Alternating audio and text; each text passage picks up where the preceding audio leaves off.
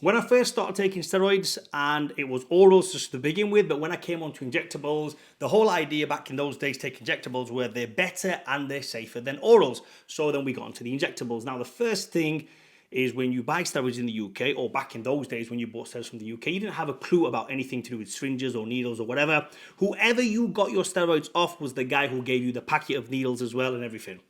Now, I've heard some stories as well, and just not the stories, I've actually seen this myself. Back in the days, I'm going to tell you a story. This is way, way back. I think the date was around 2006, so a long time ago. I was around 21 years old. I was at the gym. There was one of the guys at the gym, and he was clearly on steroids. He used to compete, and what he used to do was, before he used to train, he used to jab his sus and deca, 1 mil of each. And he was doing it around about 3 times a week at the time, if I remember. Monday, Wednesday, Friday, he used to jab. When he used to load his needle, this is hilarious, right? He used to take out his syringe, screw the green needle on top. Now, yes, the green needle had a cap on it, but he used to screw it on. The syringe was very old. It looked very old. It didn't look like it was brand new out of the packet. He used to draw out a mil of sus, draw out a mil of deca, tap the side, make sure the air's come out the top, take the plastic cap off the top, get some sandpaper. Yes, believe it or not, guys, he used to get some sandpaper and he used to file down the needle. And his reasoning was that when you put it inside the rubber seal, it blunts the needle a little bit. But this needle had been used before many times. He says he used to change the needles every so often. Don't know why when they're free in the UK, but this guy used to do it. And he used to file the needle down with some sandpaper, literally inject straight into the bicep. 2 mil straight into the bicep, no problem. And that was the first time I actually seen someone inject in front of me. Some guys, I don't know, man, they just like it. Some other stories, again, not mentioning any names. We used to sit in the office and some of the lads who were taking steroids used to get out of 2.5 mil preloaded syringes and say to the lads, injectors in my rear delt. One of the lads darted it into his rear delt, literally darted it in, left it there. And he was trying to get it out. He'd not even injected the liquid in at this point. The guy was trying to get it out like this. Everybody was laughing. And I was sat there thinking, wow, I don't think I'd ever be able to do that. That just looks so dangerous. But that is how much some guys love steroids or don't love steroids. I don't know. They just seem like injecting something in the rear delt or in the bicep is nothing. Anyway, injected it, pulled it out, swabbed it, a little bit of blood fell out. And I just looked at this and I thought, this is very strange, and a lot of bodybuilders are hooked on that feeling. And I've seen it myself, face to face. I know guys, when I've spoke to them, thinking, you are injecting like 35 mil of liquid, of oil a week, 40 mil of oil a week. You're not bothered about it. It's like, no, I don't mind it. And it doesn't hurt you. Yeah, it hurts a little bit, but we're kind of used to it. We take some painkillers, we do this, we do that. I'm thinking, wow, that is certainly not the way to longevity. Anyway, point of this video is this. I, as you guys know, or whether you don't, always inject sub-Q. Now, early on, when I first bought my injectable steroids from the guy in the gym, we was given a packet of green syringes. So same thing as the guy who I initially saw do it. You load up the syringe, you draw it out, you put a fresh one on. So you draw it out with the green one, you put a blue one on, and you inject.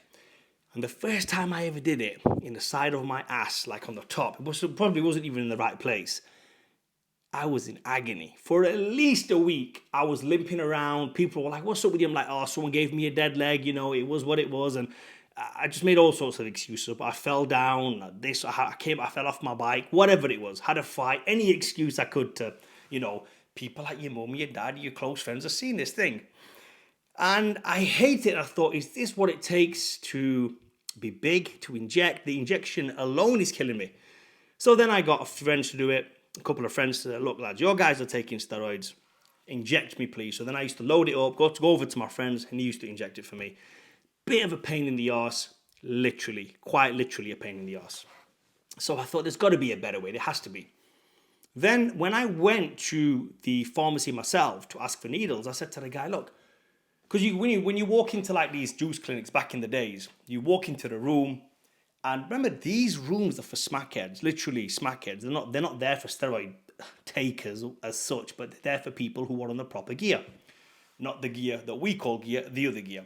And you walk in and there's a shelf over here and the shelf over here, and there's everything. There's needles, there's syringes, there's barrels, there's bins, there's everything, alcoholic swabs and everything. You can imagine that people who do that kind of stuff, not steroids, but the other kind of stuff, is available for those guys. It's mainly for them, and also steroid takers.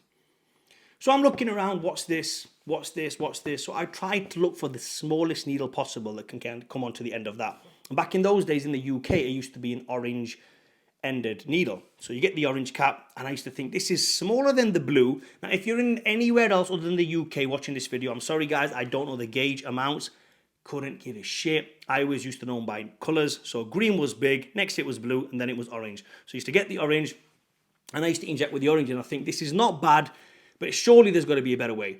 Then when you see an insulin needle for the first time, you think, I'm going to use an insulin needle, and you try to draw out the steroids with the insulin needle. It's impossible, especially if you're using something like Bayer Test E, which the castor oil, is it castor oil? Yeah, the oil is castor oil, it's not grapeseed or something else. They're very, very thick, so trying to draw those out is almost impossible. So then I thought, how about I backload this? So I backloaded it, so I pulled it out from another syringe, put it into the insulin syringe, and then you're trying to inject it, and it's taking forever to inject. And then the way around that was very simple. You just heat the syringe up. So the way you heat the syringe up is, you get the syringe, so imagine this is a 1 mil insulin pin, and all you do is once it's loaded up in there, you put it under your armpit, you weigh, you work on some laptop, you have a wank, you do what you need to do for 5 minutes. When you come back to it, it's ready to inject. And that was my little way of doing it. So when I started doing that, and I said to a few friends, I said, guys, this is how I'm doing it. They're like, nah, it's not going to work. It's not going deep enough. Sub-Q does not work for steroids. It has to be intramuscular. On every single steroid vial, it says intramuscular use only. How are you doing it into your fat? And I'm like, I don't know, bro. It seems to be working. I'm getting stronger. I'm looking good. I'm feeling good. I know what testy EQ feels like, which was the first thing I did sub-Q. I'm still got those symptoms. So what I did was, after about 3-4 months, I went to the juice clinic. That's what we used to get the bloods done from back in the days. Got the bloods done, and guess what? My bloods showed that I was on steroids as if I was doing intramuscular. So that was enough proof for me to know that this works 100%. Now, there's a couple of things to take into account here. If you're really fat and you inject into your fat cells, yeah, it'd be fat cells. You inject into your fat. It is going to take a little bit longer to disperse around the body. Now, if you're taking TRT, great. There's nothing wrong with it because you want to slow down the absorption of testosterone anywhere. So that way, it's amazing. There's nothing wrong with it. And as you get leaner and you lose more body fat, your body already becomes used to taking this and carrying it around the body and using it for the right properties that it's supposed to be there for. There is never an issue. There is never a worry about abscess. There is no worry about welts. There is no worry about PIP. There is no worry about any infections or anything like that. I've never had it, never seen any clients have it. And if you look at anyone in any medical research for this instance, it is very rare, almost next to impossible to get an infection off sub-Q. And I'm talking like you can drop the needle almost, pick it back up and inject it. Don't do that. I'm just saying, I'm giving you an example. So for me and my clients, I found that was the best way to inject. I would never, ever put one of those big syringes like a harpoon, and you get that. And I've seen guys do that in the stealth. I've seen guys do it in the biceps. Like I said, the green needle into the biceps. Never do it. So always use intramuscular. Now, when it comes to the heavy doses, though, you're going to think, well, surely if someone's doing 2.5 mil, and they're doing 5 mil, so for example, and in one spot, in one injection site, they're going to do 2.5 mil. It's so much easier to just jab 2.5 mil in. It is. You'd think it is. Intramuscular, bang the 2.5 mil in, everything goes and you don't have to worry about it. But the risk that comes with jabbing that much gear in one go is not worth it for me. I would rather do 0.5 mil small injections around the body. Now, I know that's a lot of steroids. I'm not promoting those high cycles. I'm just saying for those guys who are doing those high cycles, I feel that you should use intramuscular only. Now, why 0.5? And the reason for it is quite simple.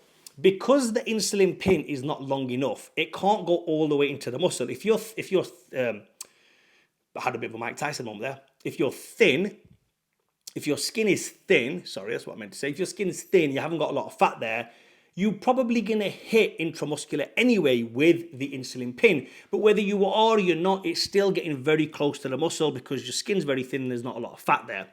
If you are a fat guy, like I mentioned, then it's going to take longer to disperse. So if you're on a heavier cycle, you just have to wait longer for those results to come. Not much longer, only another week. But if you were to inject more than 0.5, it's too much liquid too close to the skin. That's the issue. Whether you're fat or you're lean, doesn't matter. I would never ever do no more than 0.5. The maximum, if it spills over the touch, 0.6 mil of liquid on any steroid anywhere around the body. That is the maximum amount you should really be using for sub-Q jabs. So there you have it, guys. It's very, very simple. If you are sick and tired of jabbing with steroids, if you're doing a steroid cycle, if you're sick and tired of jabbing the TRT with a normal injection, use sub-Q. Get the insulin pins, backload them, and use that. It's the only thing you should be doing. No longer you're going to ever worry about any infections, in any pain, anything like that. It's very, very safe to do. Hopefully this gave you some value. Comment down below how you've been jabbing. Like, and please subscribe.